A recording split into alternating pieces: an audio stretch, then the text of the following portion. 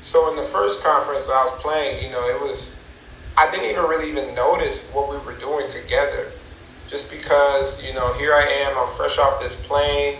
Mind you, I signed in the middle of the year, and I was so narrowly focused on like, hey, just play well, because I understand that in that league they rotate guys all the time. They get guys in, they get guys out based on whatever.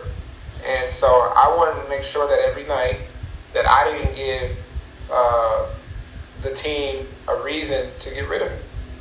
And so I was so narrowly focused on that. So I didn't even feel that what people were, because I would go out and I would hang out, go get dinner, and people were like, man, you and said this tandem. And now that I watch the games back, I look and I see how, if you look early, like in the last conference, I would be, doing my thing, and then it just depends. Said to be closing the game out for the win, or vice versa. And it was like pick your poison, you know what I mean? And give you a little background. I knew Seth before I even came to Blackwater. That was another reason what made me comfortable to come also, because I didn't have a ton of prior experience with Seth, but I had a ton of experience playing against Seth because we played in the same conference in college. So I played him twice a year, sometimes even three. So I knew Seth in this game, and he and I have a mutual friend, a lot of mutual friends actually out of California.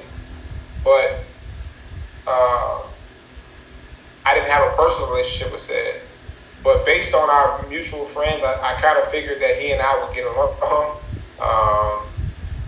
Anyway, but no, going back and watching the games, I got to see like, wow, we were really doing something together. So, that was pretty cool.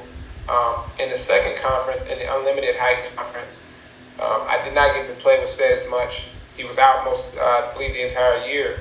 I think he played 1 or 2 games, but he was out with a plantar fasciitis in his foot. So I didn't get to play with him at all, really, in the second